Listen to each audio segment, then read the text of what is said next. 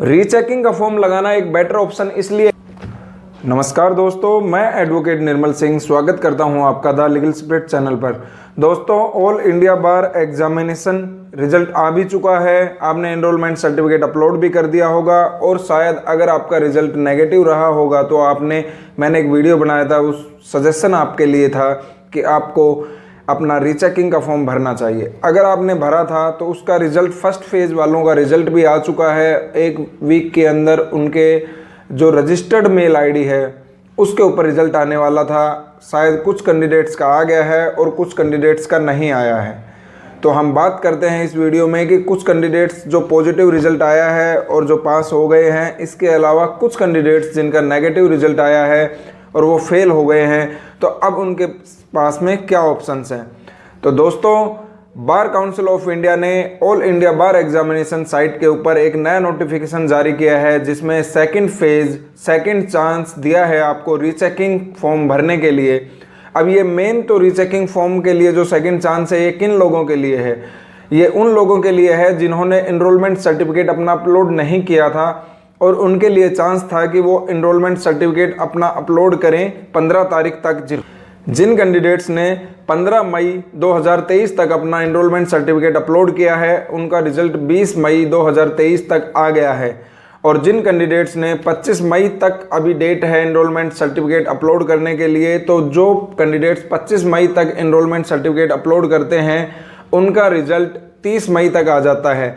तो जो second notification है अभी रीचेकिंग को लेकर ऑल इंडिया बार एग्जामिनेशन की साइट के ऊपर, अगर आप वीडियो को पहली बार देख रहे हैं तो चैनल को सब्सक्राइब कीजिए। जैसे ही कोई वीडियो मैं डालता हूं इंपॉर्टेंट लीगल इन्फॉर्मेशन से related, all India bar examination से related, bar council of India के द्वारा कोई भी नोटिफिकेशन आता है या फिर वैकेंसीज से रिलेटेड, तो आपको सबसे पहले वीडियो मिल जाता है। और इस तरह अपना प्यार बनाए रखिए। वो नोटिफिकेशन है वो इस प्रकार है: dear candidates, it is notified that second phase of rechecking of OMR sheet for AIB 17 will be start with effect from 5 जून 2023। अब आप 5 जून से आप अपना रीचेकिंग के लिए फॉर्म लगा सकते हैं। अब ये रीचेकिंग के लिए फॉर्म इसमें कौन लगा सकते हैं? इसमें वो कैंडिडेट्स भी रीचेकिंग के लिए फॉर्म लगा सकते हैं जिन्होंने पहले रीचेकिंग का फॉर्म लगाया था और जो फेल हो चुके हैं।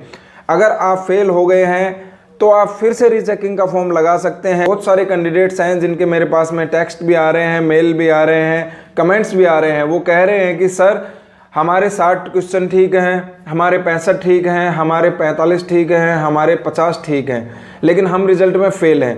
तो दोस्तों, सबसे पहले मैंने पहले भी आपको वीडियो के माध्यम से बताया है, अब फिर बता रहा हूँ कि सबसे पहले तो आप फाइनल आंसर की है उसके हिसाब से अपने मार्क्स को कैलकुलेट कीजिए।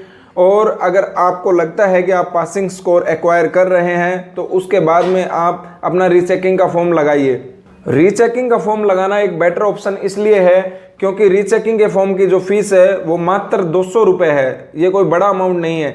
लेकिन अगर आप AIB अगर एग्ज़ाम दोबारा से देते हैं तो वहाँ पे आपके 2500 या 3500 रुपये जो भी कैटेगरी के हिसाब से हैं वो आपको लगते हैं। तो वो एक ह्यूज अमाउंट है। इसके बजाय आपको ये मिनिमम सा अमाउंट है 200 रुपये। मैं आपको ये नहीं कह रहा कि आप दीजिए और पास हो ही जाएंगे, लेकिन 90% चांस आपके ये बनते हैं कि आप पास हो जाएंगे क्योंकि आपके पास एक ऑप्शन रहता है रीचेकिंग का। इसलिए अब दोस्तों बात ये आती है कि जो सेकंड फेज में जो कैंडिडेट्स अपना एनरोलमेंट सर्टिफिकेट अपलोड करते हैं 25 तारीख तक और उनका रिजल्ट आता है 30 तारीख तक, वो भी अपने रीचेकिंग, अगर उनका रिजल्ट फेल आता है तो वो भी रीचेकिंग का फॉर्म लगा सकते हैं। और वो सभी कैंडिडेट्स जो फेल हो गए हैं वो रीचेकिंग का फॉर्म ज़रूर लगाएं क्योंकि आप पास हो जाते हैं, आपका टाइम बच जाता है AIB 18 देने के लिए। आपको दोबारा से प्रिपरेशन नहीं करना पड़ेगा, दोबारा से आपको कहीं पे जाना नहीं पड़ेगा ट्रैवल करके एग्जाम सेंटर तक। तो दोस्तों, मेरा पर्सनल सजेशन है आपको कि लगाना चाहिए क्योंकि 200 रुपये कोई बड़ी बात नहीं है। हालांकि मैं मानता हूं कि कैंडिडेट्स बहुत परेशान हैं।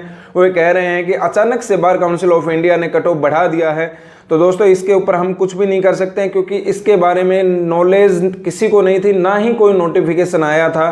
क्योंकि जब तक फॉर्म फिल किए गए थे तब तक OBC जनरल के लिए 40% और अदर कैटेगरीज जो SC ST कैटेगरीज हैं उनके लिए 35% पासिंग मार्क्स थे। लेकिन अभी अगर अचानक से अगर उन्होंने बढ़ा दिया है तो इसके बारे में हम कुछ नहीं कह सकते क्योंकि इसके ऊपर भी कहीं पे भी कोई नोटिफिकेशन नहीं है। ये सिर्फ बात हो रही है और मैंने काफ़ी बार बात करने की कोशिश की, और मैंने जो रिजल्ट आने से पहले बात की थी तब बार काउंसिल ऑफ इंडिया ने साफ बताया था कि 40% एंड 35% का ही क्राइटेरिया रहेगा।